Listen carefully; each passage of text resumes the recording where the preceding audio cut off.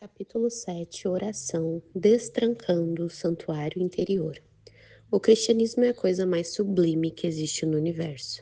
No entanto, muitos de nós temos de ser constantemente lembrados de como é maravilhosa a vida cristã. Precisamos apenas dar uma olhada no livro de Efésios, o qual nos mostra que somos ricamente abençoados, escolhidos, aceitos e perdoados. Em Cristo somos sábios, ricos e estamos seguros. Estamos vivificados com vida nova. Somos objetos da graça eterna.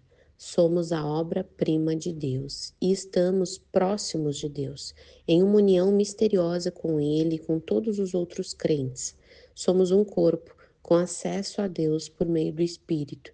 Somos o templo de Deus e a habitação do Espírito, e em nós opera o poder de Deus. Tudo isso lemos entre Efésios 1 e Efésios 3:20. Que declarações extraordinárias! Quão grandiosa é a vida cristã quando examinada à luz do que somos em Cristo. Não precisamos merecer essa posição exaltada, pois ela já é nossa através da nossa salvação no Senhor Cristo Jesus. Os três últimos capítulos de Efésios vão além desse aspecto posicional de nossa vida cristã, entrando no aspecto prático. Por exemplo, devemos andar inteligentemente, Efésios 4:17, andar no amor de Deus, Efésios 5:2, e andar na luz, Efésios 5:8. Essa apresentação do aspecto prático do cristianismo não tem semelhante em toda a palavra de Deus. Qualquer crente que estudar Efésios cuidadosamente e concluir que falta alguma coisa em sua vida estará errado. Não precisamos ter mais nada além do Espírito Santo. Nele temos amor, graça e todas as coisas. Em Cristo temos tudo o que precisamos para crescer e alcançar a maturidade. Cuidado, perigo à frente. Aqui, porém, surge um problema potencialmente destrutivo. Eu chamo de superconfiança espiritual ou egoísmo doutrinário. Há um perigo latente na vida dos crentes que possuem um conhecimento profundo de doutrinas e uma compreensão efetiva dos princípios espirituais práticos. É o perigo de se tornarem autossuficientes e acharem que não precisam de nada. Então, a oração constante, fervorosa e que procede do fundo do coração não será encontrada em suas vidas. Tenho visto tal condição desenvolver-se em muitas e muitas pessoas.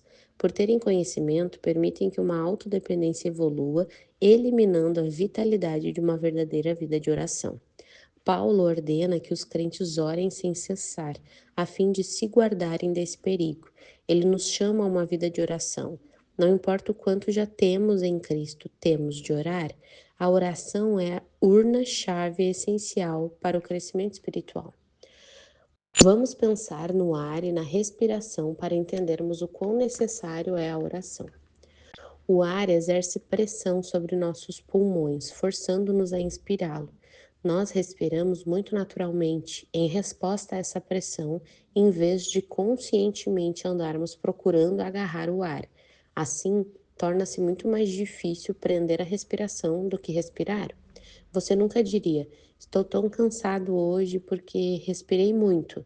Mas, se você estivesse fazendo esforço para não respirar, você se cansaria de lutar contra a pressão natural exercida contra seus pulmões. O mesmo é verdade a respeito da oração.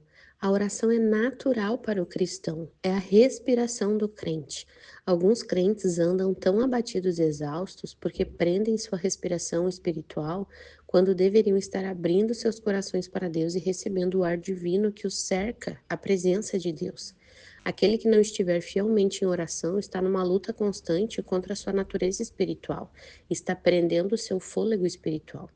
Talvez você pergunte: por que algum crente deixaria de respirar, isso é, deixaria de orar? É uma boa pergunta. Creio que a resposta é por causa do pecado. O pecado em nossa vida abafa a oração. Quando não estamos dispostos a confessá-lo e abandoná-lo, não queremos orar.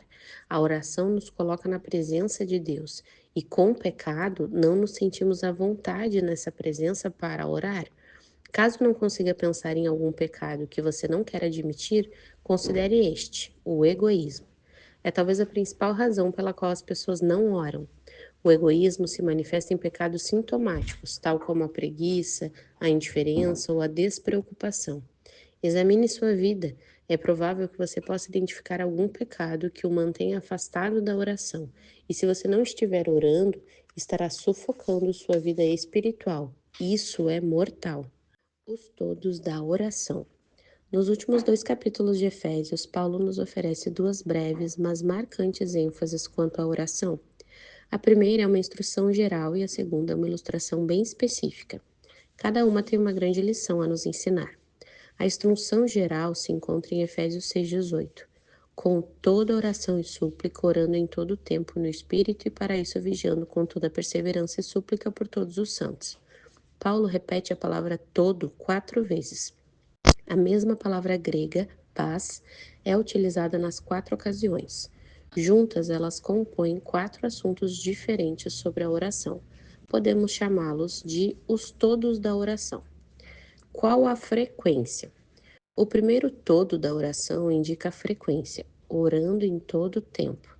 Quando devemos orar? Alguém diz, acho que deve ser pela manhã. O outro insiste, gosto de orar à noite. Realmente, quando é que você respira? Ah, eu respiro um pouco de ar pela manhã, tomo meu arzinho à noite. Que ridículo! Devemos estar orando sempre, sempre orando. A construção grega significa orar em cada ocasião específica. Paulo estava falando sério.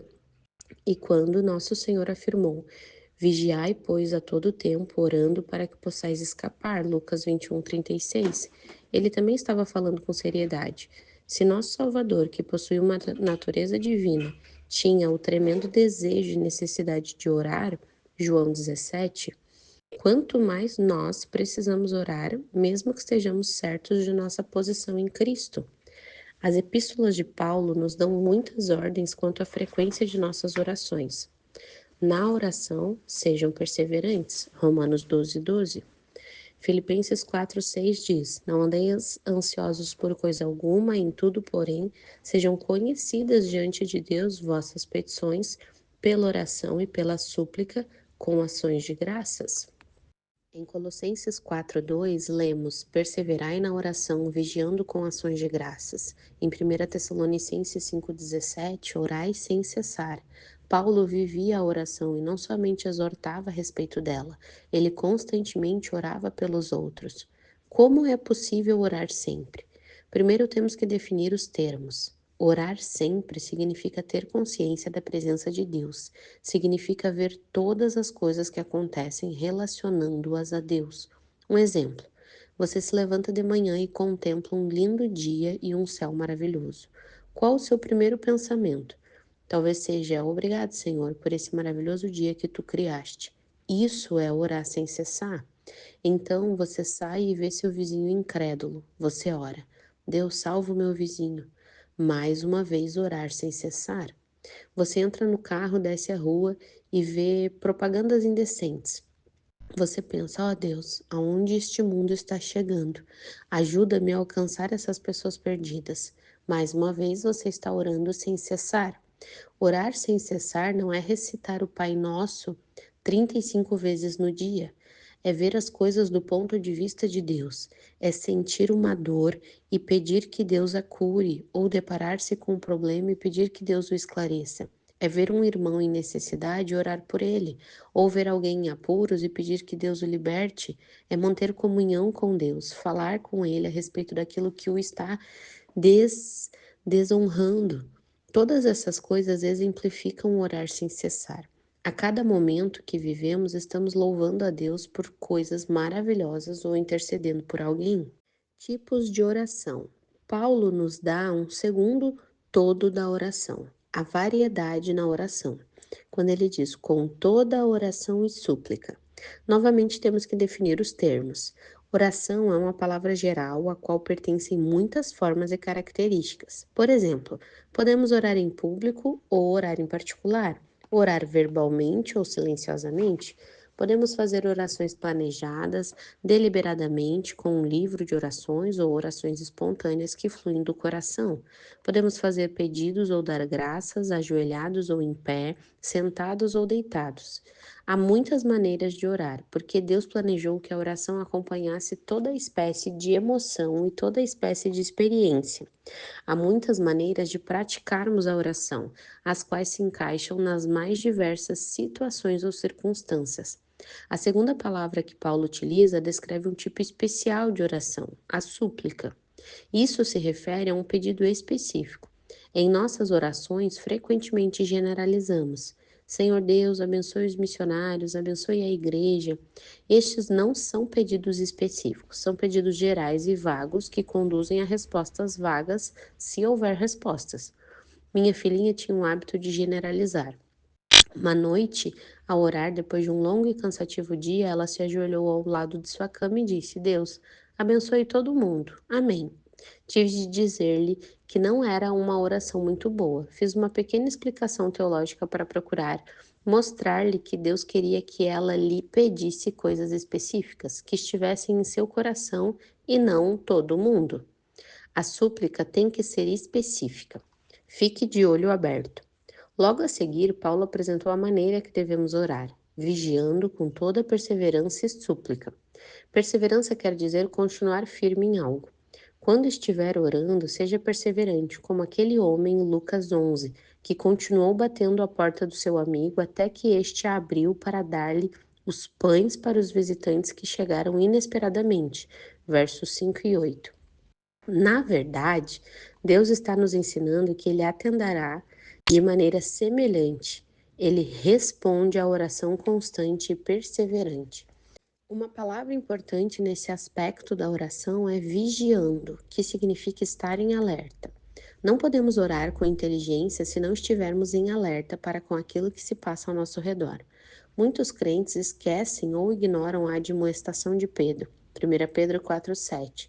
Sede, portanto, criteriosos e sóbrios a bem das vossas orações.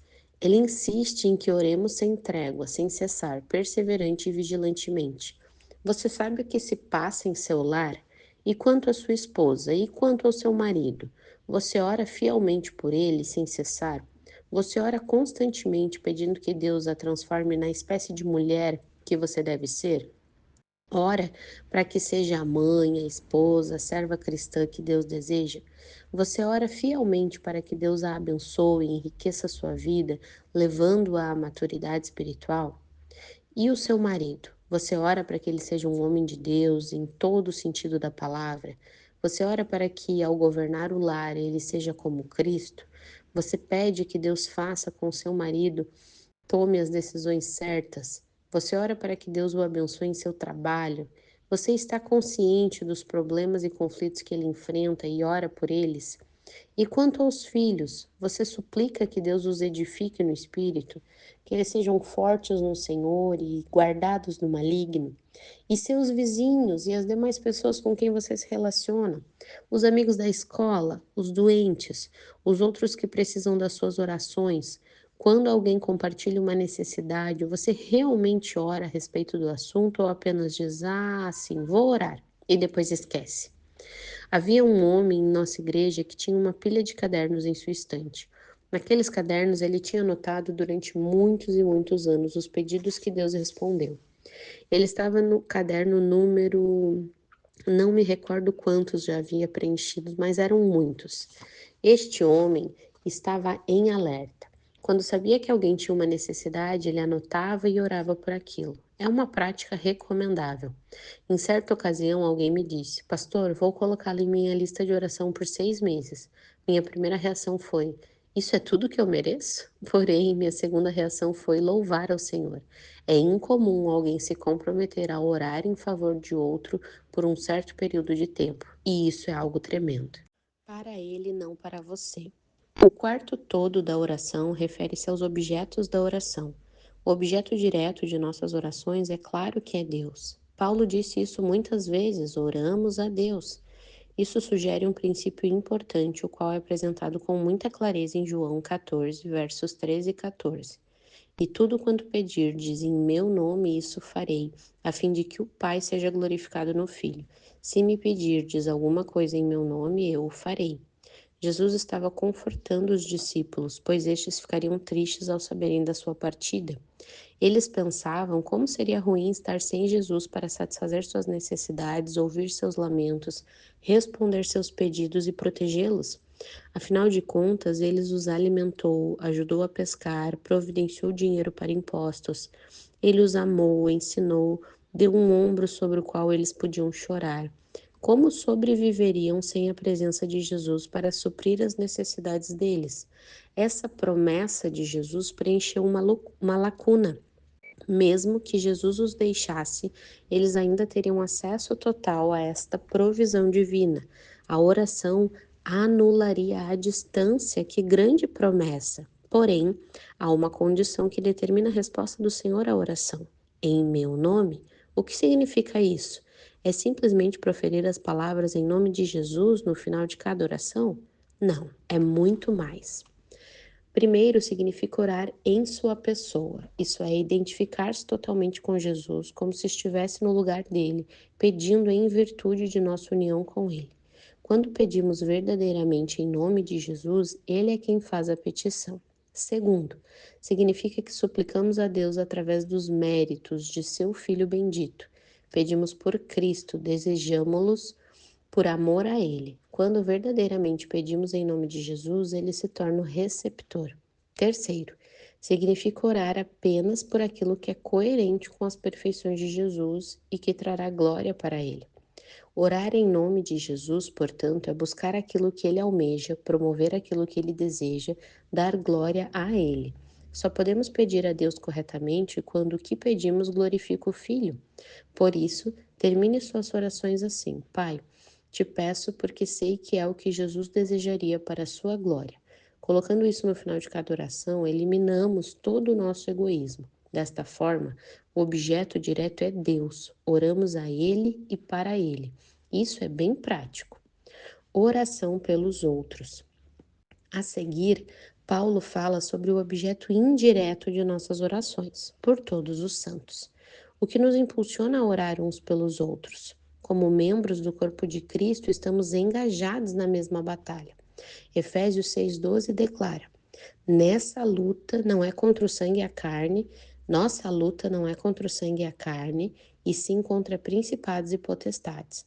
Lutamos para alcançar a vitória através do nome de Cristo e exaltá-lo através de nossas vidas. Portanto, temos de expandir nossos horizontes além de nossos conflitos individuais e pensar no corpo de Cristo.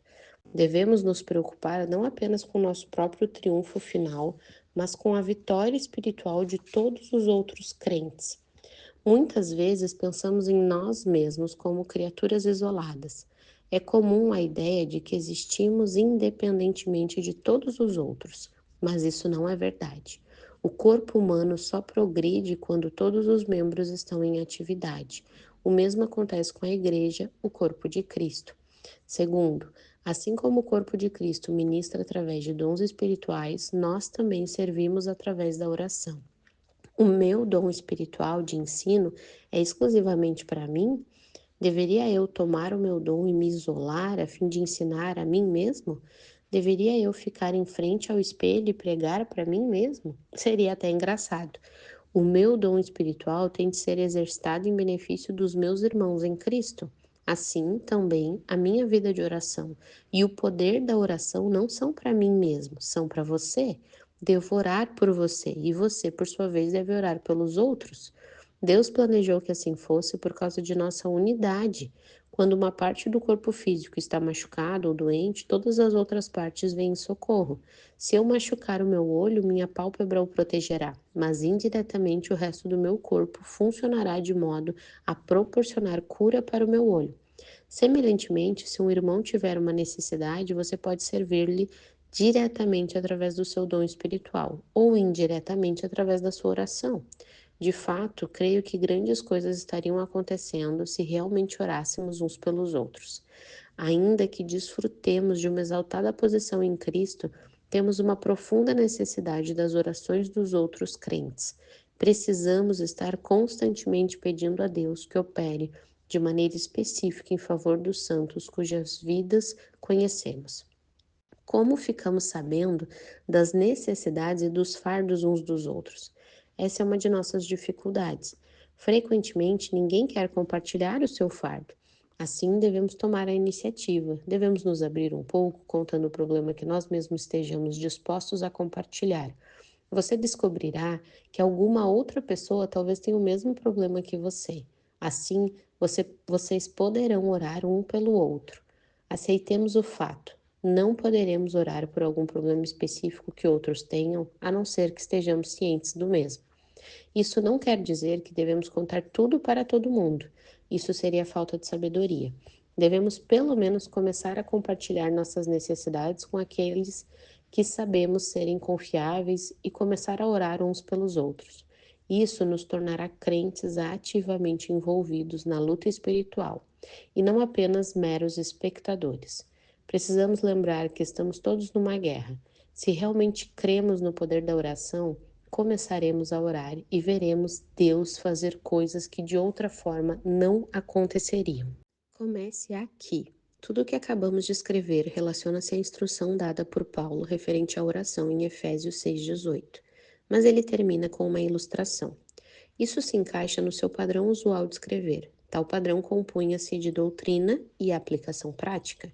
Assim, após apresentar o ensino a respeito de todos da oração no versículo 18, Paulo dá o exemplo específico nos versículos 19 e 20. E também por mim, para que me seja dada no abrir da minha boca a palavra para com intrepidez fazer conhecido o mistério do Evangelho, pelo qual sou embaixador em cadeias, para que em Cristo eu seja ousado para falar como me cumpre fazê-lo. Que grande homem foi o apóstolo Paulo! Ele estabeleceu a doutrina e a seguir afirmou: podem começar orando por mim.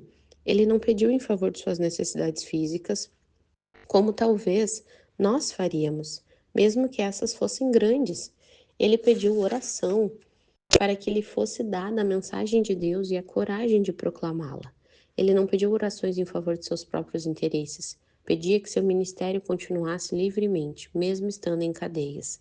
Ele usou a si mesmo como ilustração, compartilhando sua vida com seus leitores a fim de que orassem por ele. Isso nos mostra um padrão de oração.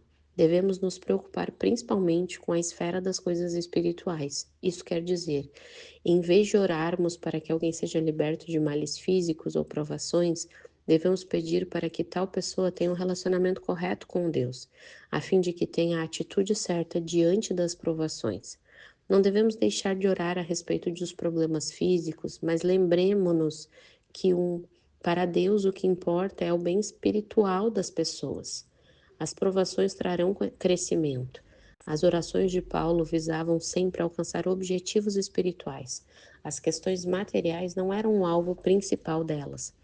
À medida que aprendemos a orar em conformidade com as instruções de Paulo, percebemos que nos tornamos mais conscientes quanto à pessoa de Deus e menos egoístas.